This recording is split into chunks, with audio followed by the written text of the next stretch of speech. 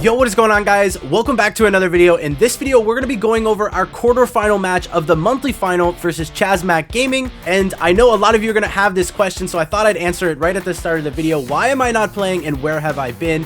And the long story short, I made a post on Twitter explaining it in more detail, but basically, I've been really busy and it's hard to give it my 100%, as well as Tyrant, Izlivy, and Zuan have been popping off and consistently winning, and so if it ain't broke, don't fix it. So either way, I'll be doing whatever is best for the team, and if that's me sitting out, then so be it, and I'll be helping out with the draft and coaching with Brawl, whatever I have to do. But either way, guys, I hope you do understand, and I hope you support whichever 3 players are playing from our team. But either way, let's get into the first draft and first news. All right, so hopping into the draft, because the draft is extremely important inside of competitive nowadays. So either way, the bans are going to be Ash, Piper, and Crow from us, and they banned Piper, Eve, and M. So we decided to first pick Sandy. Now, this is a risky first pick, but it has been paying off for us in the past. So we did go Sandy, and then they followed up by Ruff's Byron, a combo that's very strong, basically versus anything, and extremely flexible. And then we were put in a pretty tough spot. So we locked in the Gene with a little bit of range in the mid. And here's where our mistake was. We last picked Spike. We were worried about, the Mortis if we were to pick Squeak. In hindsight, we messed this up really bad. We should have either picked a tank or Squeak here, and our lives would have been a lot easier. So either way, we kind of countered ourselves, basically. I mean, they want to pick Squeak here anyway. I mean, Squeak is probably one of the best lanes, and it's really good versus both Sandy and Spike. So there you go. They locked in the Squeak, and I will 100% say we lost draft, and I think most people will agree with us. I know there was even a Twitter post about it, that we lost draft. So either way, let's get into the game and let's show you what happened. All right, as we're hopping into this game, I won't lie. I won't spoil it too much, but either way, we're going to go into the lanes, and you can see Tyrant is pushed back by the Ruff's gadget instantly. Very hard for him to push up, but he's doing a pretty solid job of juking. He's trying his best to get a kill. Almost does get Fade. That would have been huge if he was able to stay alive there, but, it's very difficult to do. As well as you can see, is Livy's getting pushed back by a Squeak, which is common. Also, Squeak has gadgets to slow him as soon as he tries to push up. So we have 2 losing lanes, and on this map, the lanes are so important. You need to be at least winning 1 lane to have a chance in the game at all. And you can see we are scrambling right now. We are trying to get some sort of control. We decided to switch to hopefully get a better chance of winning a lane. Tyrant's getting slowed by the Squeak gadget. Zuan's doing his best to kind of poke away at everyone's HP, heal up our team, and I mean, you can see it. They have full control. It's extremely difficult to get people out of the lanes, and it's just not looking like we even have a chance in this game. Everyone goes down, and they just need 2 more gems. They're going to even pick that up, and I won't lie, you already know the outcome of this one. It was a smash. We lost very badly, and we had to learn to adapt pretty quickly. I mean, we cannot be losing this bad. We knew we lost the draft at this point, but we had to decide, how are we going to win this game? Because every game is winnable. All right, game number 2, we came in with a different mindset. Now, this was extremely important. We knew that we needed to win one of the lanes. So we were deciding that whichever lane we needed to win, we were going to double team it, and we were going to have to win it and focus really hard on the start. So Zuan played aggressive onto the Byron, which was huge, and it allowed Tyrant to kind of get control of his lane, allowed him to stay alive, and there you go. We won the left lane, and now we have a chance inside this game. If we lose both lanes at the start, it's basically over. So Zuan's using gadgets. We use whatever we need at the start of the game to make sure we win this lane. So now Tyrant's in position. He's able to kind of get some damage, slowly start charging his Sandy super, and once we get that, we can kind of maybe even win the second lane. So Tyrant makes a great play alongside Zuan, getting that kill onto Fade. And Izlivy's just playing safe. I mean, he can't do anything, so we're just like, play safe, do your best, try not to die, and maybe, try to get a kill if possible, but just don't die, basically. So either way, Tyrant got Sandy super. Now we're able to kind of push onto the other side of the map, but we don't want to overcommit, because if we die, it's not good for us. So Zuan goes down, but it's not the end of the world. Tyrant grabs a kill on Toast, and we just need 1 more gem to win the game. So at this point, we just need to make sure Izlivy, I'm not sure about that super, but I know the thought process was, do not let them get in that lane, because if they get control of it, it's going to be hard to regain. So he didn't really know where they were, and we're able to pick up that gem that spawns on our side from Tyrant. And at this point, we just need to make sure we get the countdown. Zuan has pull, is going to hit an amazing pull on Toast. That was max range at that, and it was very beautiful. So either way, now we just need to not die and yeah, we're not going to die here, and we're going to get that win. So from a terrible start, losing the first game 10-0 to winning a game, it wasn't convincing, but it was a nice win at that. So either way, we get into the third game. Let's see how it goes. All right, here we go. Third game, same idea. We need to make sure we win one of the lanes, and it doesn't really matter which one we do. And we also knew that once we win the lane, we cannot lose it for the rest of the game. We basically need to hold that lane for the entire game for us to have a chance. So as Livy, I don't know how he did it, but he popped off on his lane and pushed back Fade really quickly. And now we have control of the right lane. So now Xuan is going to help out on the right lane, make sure his Livy locks this down. He's going to push up the Byron so his Livy can't get pinched as well. Pop the gadget, and now we get a kill onto the right side. So we're looking really, really solid. Tyrant's just doing what he can, kind of being annoying and not dying, as well as like slowly charging Sandy's super. So he's playing it really, really well and not committing to the left lane and just getting wrecked, because that's what would happen if he just ran it down. You see, I think he gets really close, if not has the super. So that was a smart play. He got 3 shots off, which was clutch. And again, you're not going to see him suicide into the left lane. He's going to slowly work his way to get kind of some shots off on the left.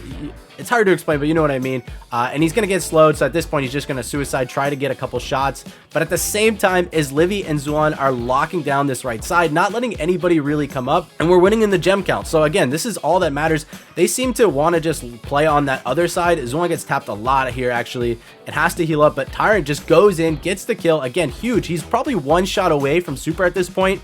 And it's looking really, really good for us, because we only need 2 more, and the Sandy super is very hard for them to push into. Xuan gets a nice pull, gets that kill onto Fade, and we're looking really good. There's the 9th and 10th gem, and honestly, we should have probably like pushed a little bit harder on that left lane there and let Xuan pick it up, just because now either if Tyrant or Xuan die, it's going to be really, really tough for us. So we have the slow circle. Tyrant is getting slowed. There is nothing he can do to juke. Trying his best. He does go down, but at the same time, Fade dropped the gem on the right side. So now we have 10 gems.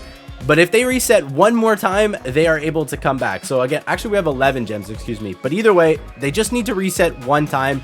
And here comes the Squeak Super. Xuan's able to dodge it, but is going to be 1v3 basically. Trying his best to stay alive, does go down. Tyrant's trying to protect, and now they can reset. So this is the sketchy part. Now we need to come back into the mid. And like I was saying earlier, when they have full control of the map, it is so hard to come back in lanes, but we decided to stack the right lane, get Fade extremely low. Fade is getting healed by Toast just to survive, and it's really difficult. So here, very nice squeeze super from Minwoo, actually slows everybody on our team, which almost looked like we were about to lose this. Like, I thought that was the game right there, but luckily everyone stayed alive and we're able to slowly come back. So here we go. A spike super did not allow them grab the gems and win the game. Tyrant is just going in for it. He does get the kill on Minwoo, which was huge. And at this point, we get the curveball kill onto Fade. And now it's looking really, really good. I mean, we have 14 gems, just need the 15th, and now they cannot reset. They need a gem from us, and Tyrant's just going in, gets a kill. Probably close to super at that, and here's the pull. It doesn't even matter. They have to kill someone, and it's not going to happen. And somehow we win this set. Every single one of them played extremely well, and I think barely made any mistakes. Like, I mean, like almost none. And so we win that first set. Let's get on to the next. Popping into set number 2, and I will not lie again, we messed up the draft here as well. We've done some things where we typically weren't doing inside of scrims. Anyway, I'm not going to get into the fine details, but we messed up. Long story short, we messed up. So we allow them to get Rosa first, which is not a bad thing. It's totally fine to allow them to get Rosa, but they banned 3 counters that we're used to using to actually deal with the Rosa. So they banned Frank, Gale, and Ems. 3 Rosa counters. So they made it really difficult for us. So we were stuck here a little bit trying to decide what to pick. We went with Ruffs because it's a wall break and a solid option. So if we break the walls, it might be hard for Rosa.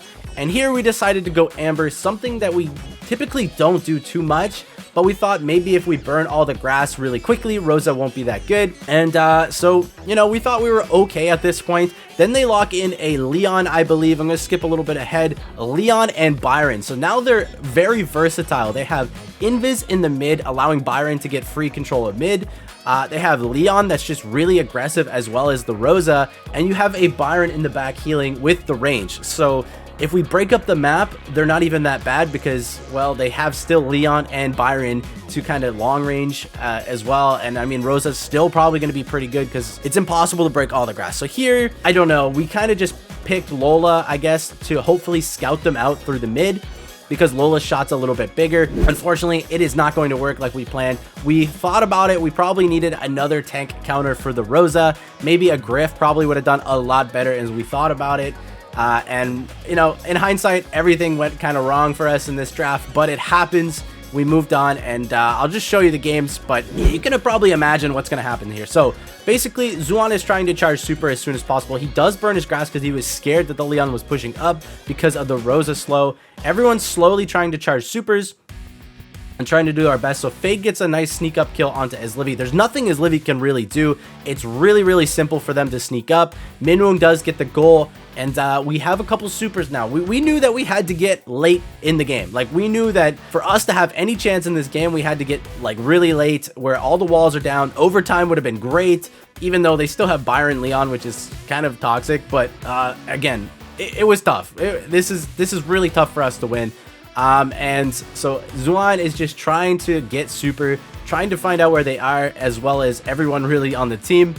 And now, again, no one knows where Rosa is. That's the scary part, right? No, we cannot push into this grass because Rosa is just going to come and kill us. Like, it's really simple.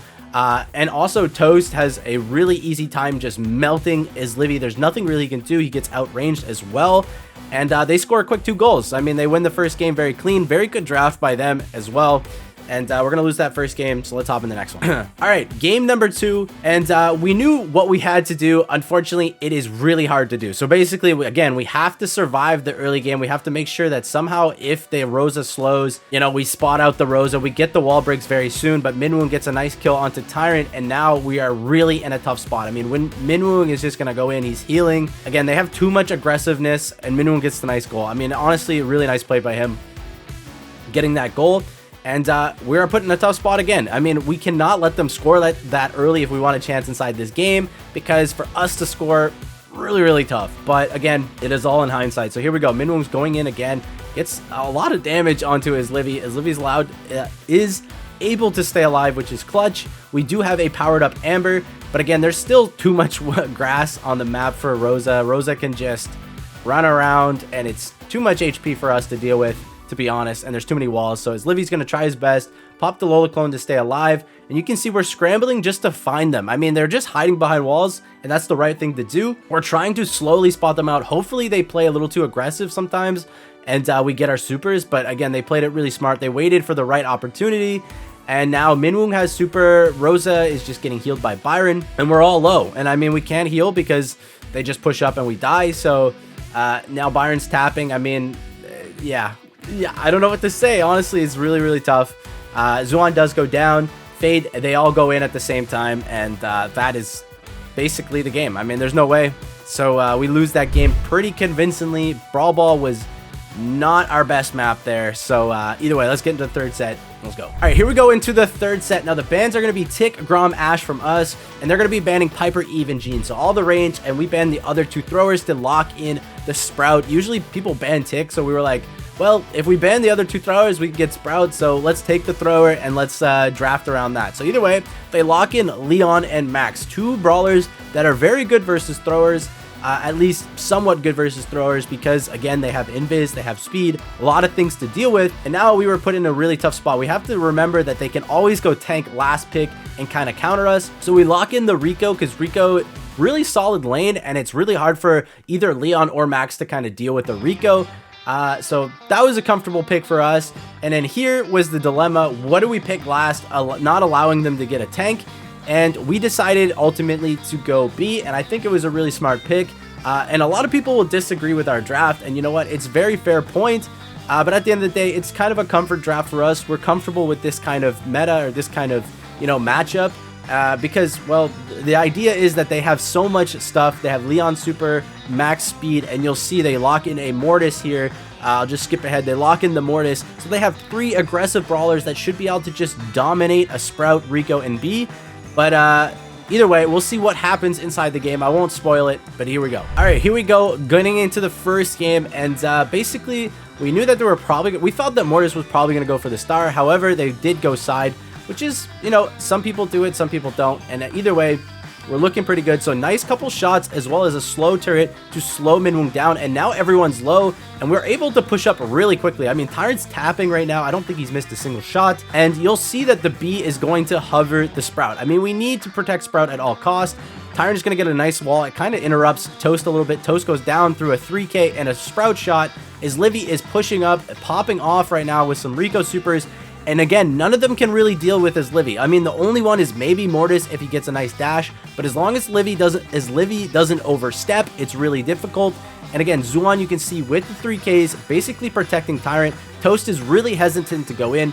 At the end of the day, I saw a tweet from Drage, and I kind of agree that they just have to really suicide and just keep cycling for them to have a chance here, because we're just like kind of tapping them as soon as they come in. So Fade is going to back up. Zuan is holding the 3K for the Mortis. Mortis can't really do anything. He does actually use it there, and that is the time Toast is going to push up. But again, Tyrant is tapping the entire game, hitting Mortis, which is really hard to do. Toast does hit a wall there. Unfortunately, we're able to take him out with a nice 3K from Zuan.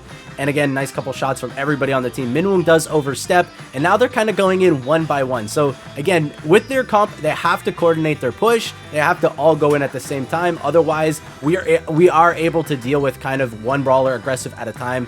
But if all three of them come, it becomes a lot more difficult. So as Livy gets a nice super bunch of kills, 14-1, there is no way they come back unless they team wipe and more probably. I don't even know. If I had to count, it's 9, 13. Technically, if they teamed wiped and killed everybody, they would have reset, but very difficult to do. They accepted the defeat with the spin.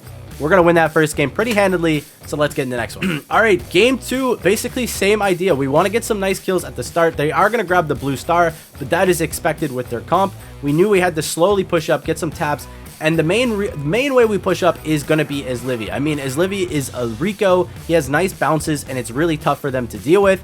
Toast, I don't know why he dashed there, to be honest. Probably a mistake. He's losing his long dash. But again, Tyrant's tapping. Tyrant puts a beautiful wall to stop Toast from killing him, and that might save, like, that basically is a game saver, to be honest. Once they start cycling, it is really tough. So very important wall there from him.